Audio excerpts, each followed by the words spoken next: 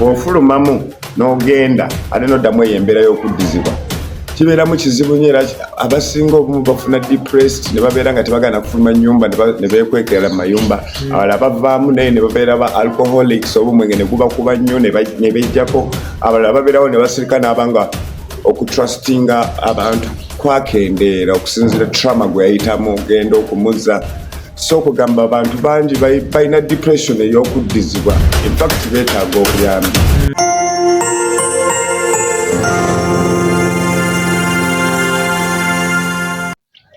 Okay, kale tubaniriza nnyo mwonna osinde okubeera ng'otugoberera ng'otulaba eno Central Media yeetaaga tukomyewo tubadde twabulamuko naye tumaze ne tulabika. Nze Jacob nga n'olunaku leero ndi ne Kayaman Kaabe yanjwireko ate tutandikirawo leero. Yes sir, Central Media coming up to you live. Kayaman kaka gamutya baganda bange kansubire muri balungi mama wange ne tata wange kansubire muri balungi kuse bagala ne mami bagala nnyo mami mirembe kwagala nnyo Jackie mirembe bantu bange mwena abaleyo mbagala nnyo kutugaffe Central Media subscribe share ugamba tambuze ekintu tukikube ffenna all together naye nga mugamba mutya temwerabira nti half moon hayaka abasajja abakabenya balina emmotoka ezakabi ezebbe eziwunya obulungi BN motoka nnungi nnyo half moon banaga mbettanire tuli mu summer festive season abagala okubanga muki balina exchowe emmotoka tuzina ezakabi half moon hayaka tutambula nabo tubagala nnyo era bambe mutwagire tulina badriver abakazi abasajja abazungu abakyotala n'abawarabu kisinziira ku gwoyagala tujja mu kutuusaako ku half moon hayaka. Yes sir. N'abagala okukola like weddings, airport pickups n'obwagala ku hiring emmotoka nga just gwe nekibebi kyomagala kukiringa mu weekend, let's say from Friday to Sunday.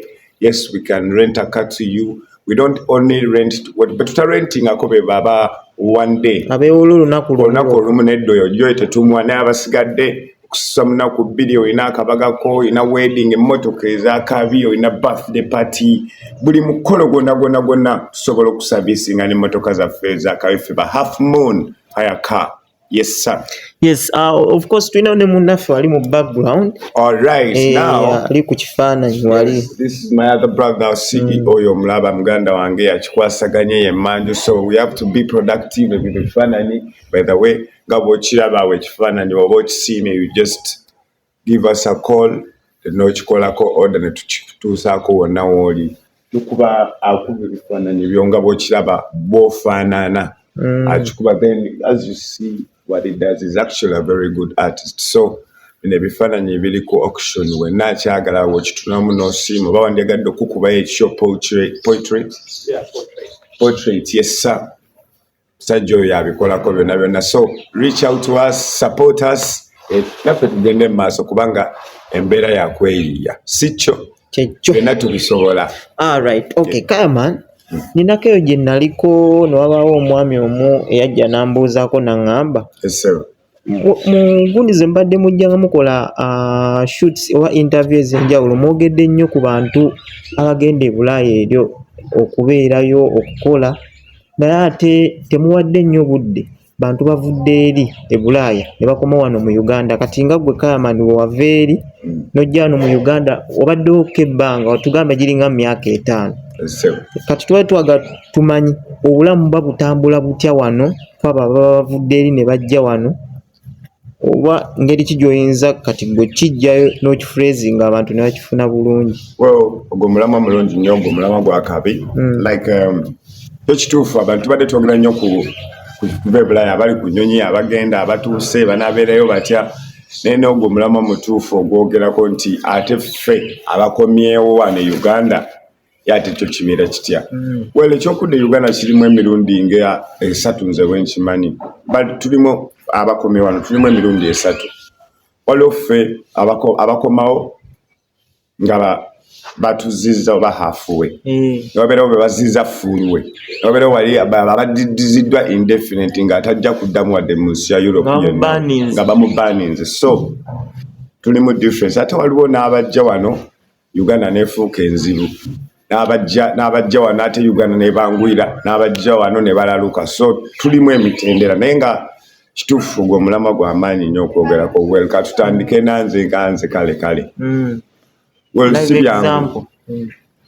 si byangu at the same n'omulundi n'ogumu si byangu kubanga bw'ova eri n'otuuka wano kiba kirala obalready oba mweri ensi first world ate ne bakuza mu third world ate gy'obadde toplaningidde kujja mwebwa obudde so eba challenge y'amaanyi nnyo is a very big challenge so simanyi oba nangitandikira kubanga ekiriwo kiri nti si kyangu n'akamu by'oyitamu bingi okuddamu buto okutereeza omanyi ensi eno Uganda nyangu nnyo ng'obadde obeera wano okitegeera naye kasi ng'obadde obeera wano osobola okuba ng'ogimanyi naye bw'ofulumamu n'ogenda ate n'oddamu eyo embeera y'okuddizibwa kibeeramu kizibu nnyo era abasinga obumu bafuna depressed ne babeera nga tebagana kufuluma nnyumba ne beekwekera mu mayumba abalala bavaamu naye ne babeera ba alcoholics obumwenge ne gubakuba nnyo ne bejjako abalala babeerawo ne basirika n'abanga okutrustinga abantu kwakendeera okusinziira trauma gwe yayitamu ogenda okumuza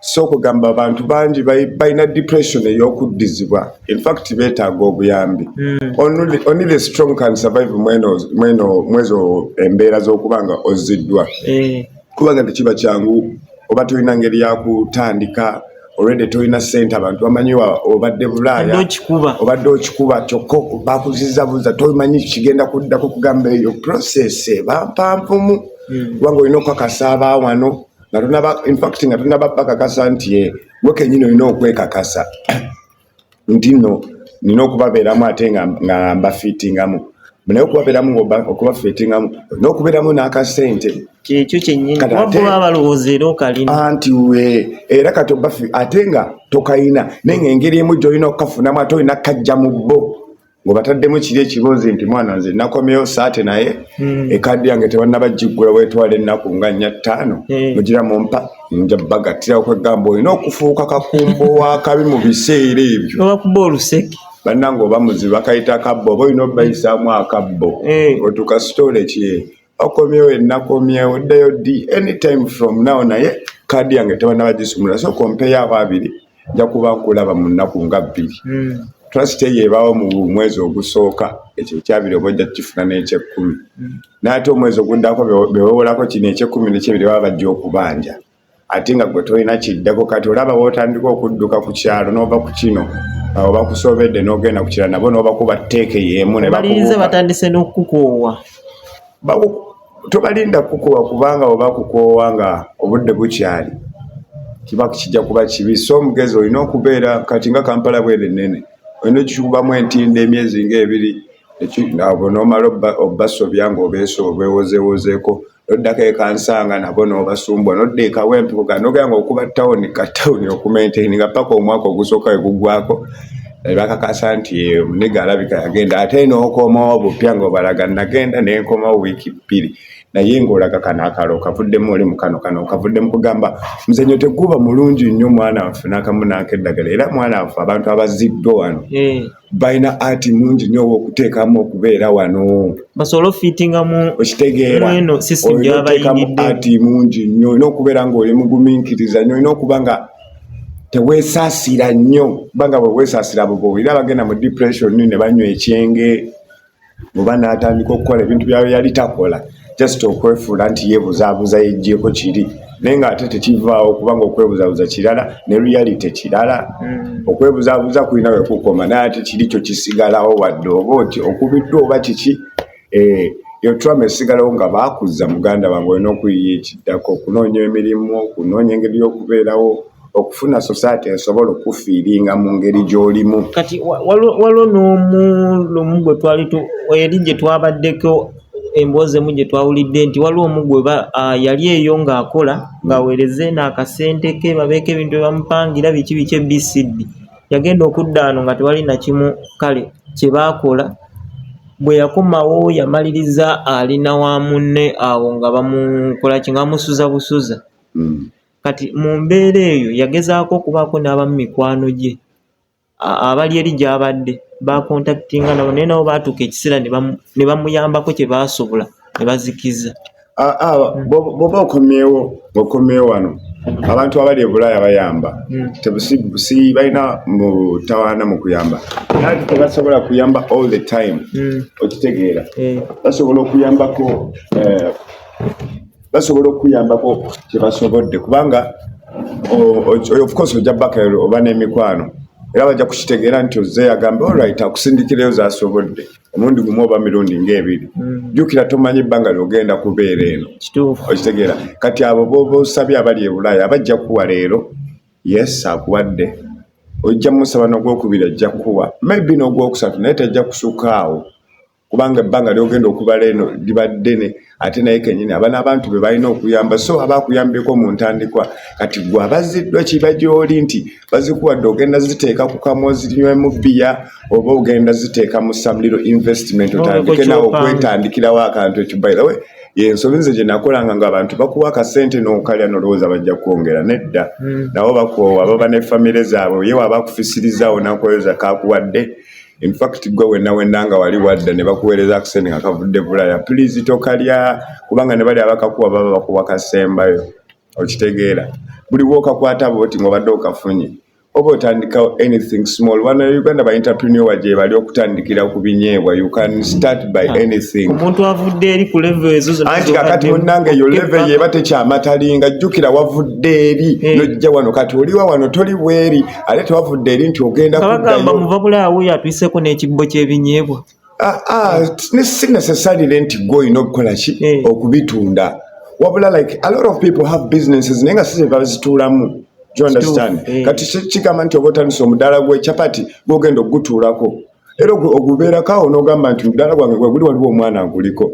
You understand? Era business tebanyangu kubanga abaana bajja kubuzaabuza but in everything you do expect disappointments. Buli kyokola kati olwedde oli wano tolina kugenda kuvimbirako nti in fact waliwo kyembadde njagala okugamba nti bw'oba Badizidwa okomyewo oba olina pulaani y'okuddayo nga tebakuziza bino byakugamba mbu bakuziza bakuwadde stamp tosobola kudda in any western world country bw'oba okomyewo wano the first thing you have to do is kusooka kuyiiya ngeri yakwebeezaawo kubanga okusurviving wano ng'okomyewo n'ekyo kyoyogedde Muvabulaya ekyo kya Muvabulaya mwana waffe bakitwalanga ekyakabi naye oyo gwogamba waliwo ne Bamuvabulaya bajja nga siba dipoti naye ng'era ky'omusuubiramu ate sikyalinga birala nnyo byali naye nga gwe olw'okuba otegedde kali ava Bulaaya then n'omusuubiramu bingi kati teeberezaamu bakumanya ova Bulaaya naye oziddwa tolina ky'olina kati abantu ogenda bakakasa otya olina okuba ng'oli mugumu nnyo ate nga ogamba you're not afraid of intimidation kubanga abantu bajja ku intimidating in many ways naye gwe olina okuba nga wekakasa nga mundayo omanye nti nze natambulako kyagaana kati nkomewo kankikulu ogusima gunkwata era njayitamu enkya kugamba eyo bbiri n'ogyewa n'oteekubagiza ekisinga okunyigiriza abantu nga ffe abakomyewo eno eyo challenge eyo y'okugamba ngenda vimbawo nti ngenda bakakasa nti you see what I mean goma ne kibeera kizibu nnyo at times whereby nekikudepressinga n'olaba nga mu society tofiitingamu kugamba engeri gyewandyagadde ogiyingiremu si bw'ogiyingiramu n'engoye ezo si zeezo empenyayo si eyo kugamba ng'olaba bindi ebimisinga naye ate nga you have to mingle mpaka kubanga it's a must so eyo pride eyo abantu naddala abazinto gye balina okusooka ne bateeka wansi then n'atandikira ku zero n'agamba alright nkomewo Uganda kati nina kikuba bupya n'ova mu bino ebyensonyi biki ate n'okirala tandikirawo okukolawo bu business oba obusente bwe baba bakuweereza okuva nga bakukuwadde bano abakusasudde bambi yazzeeyo abali e Bulaaya funa ky'obukolamu ne wekiba kitono kitya ne gwe kifuna obeere ng'olina akasente mu nsawo bannange Uganda nga tolina kasente mu nsawo kya muganda wange ayya rabbi oba ojja kakasa osooka n'obatambulamu mikwano gyo gyonna bewaleka wano abantu bakya that's what I told you oba wakitegedde bulungi Uganda tewaba kasita ova wano n'omala emyezi 2 katugambe emyezi 3 4 5 katugambe omwaka wano oba tokyalinayo mikwano baba bakyuka dda. Kyenvadde nkugamba ali nti Uganda bw'oba ogibeeramu nyangu ya kumaintaininga kubanga mwogiri ne kwogi exitinga vote nomala ebbanga nga toliwo okudda eba nzibu ya kulwaninga kubanga abantu baba baswikinga dda bafuna dda emikwano baba bakujjukira naye nga toli mukwano gwabwe. It's a very big difference. Omukwano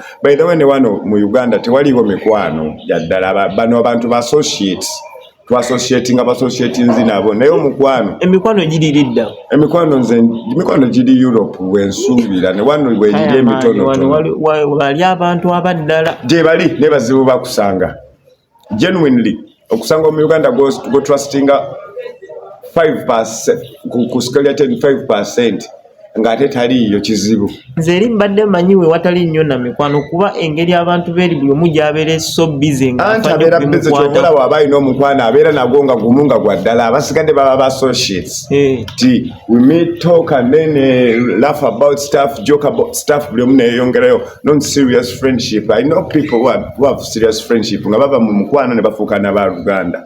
Do you understand? I've seen them, I've had some olwo nina battali bange nga nabaleka dda emyaka 5 gye mmaze nga siri mu western world naye nga bakyali bange nga mikwano gyange era like bonga ne bakowana kukola ki nga ne mbayita ne mbateekamu oluseke bagamba ekayanja waffe ne bakubulira kye bakubuliridde naye nga era bakutemedde kitegeera. Kati Kayaman badde njagala otubuliremu ku experience yo katono nnyo eyaki bwewakomawo waneeno bwewakomawo waneeno ngozi gwe wayingira otya mu sisitimu yano mu bulamu nomakinga sure nti nze nalina essuubi ery'okuddayo so ebyange tebyalinga bino ebyokudizibwa ekyange kyalimu kirala nnyo nalina essuubi lyange nti ngenda kuddayo awo nensobola okuzanya nekitanyigiriza nnyo nze nga nze simanya about other people naye nze ku party yange naye essuubi ngenda kuddayo wabula ebbanga ne ligenda covid nayingirawo ate nabirinyiramu ddala nensigalira ddala wano for some time naye ngaera nga nga maintaininga mu ngeri emu oba endala Katonda nze yannyambako awo nekibanga yes ansobola okukwasaganya mu ngeri emu oba endala. Okay, kati tuddemu tuyiseemuko ku munnaffe oli akuba ebintu biri eri twongere ddala okubategeeza abadde bakatweyungawo kati kidikyakola. All right. This is Kaya Art Gallery. Yes, Sebo. If you heard about it, this is my art gallery at home. This is my friend Joe. He's a great artist. Tukola naye bambi ono muganda wange as you saw mukutu gwaffe gwakatandika Central Media. He was like one of my supporters. Kuganga yagala nnyo mukutu gwaffe nze ne Kakalamu. But when he discovered that Kakalamu had moved to another country, he was like, Kayaman, I'm a great artist. Nandi agadde okujja okukola work with you and then be able to sell these pieces. So okufuna manyi tulina obuzibu okuva mukulu waffe we yagenda tulina obuzibu bwa gadgets. Essimu yakwekwata kompyuta terabika ku omwana ono n'agamba nedda rasta we can do something.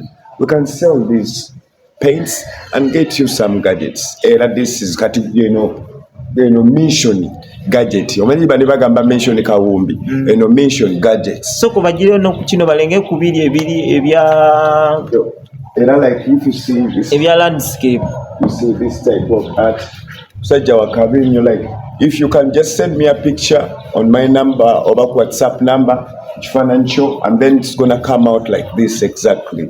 Nanyini kino ndowooza weerabe kigenda kutukako anytime from now. Landscape pictures omusajja omulaba. So anything, if for example, 1 second please, and if you're interested in this, nogamba Kayaman ekyo nandyagadde okiteeka mu ddiiro lyange or wandyagadde okiteeka anywhere in your restaurant oba in anywhere at your home, please just call 0775 829844 Jidam 0775 829844.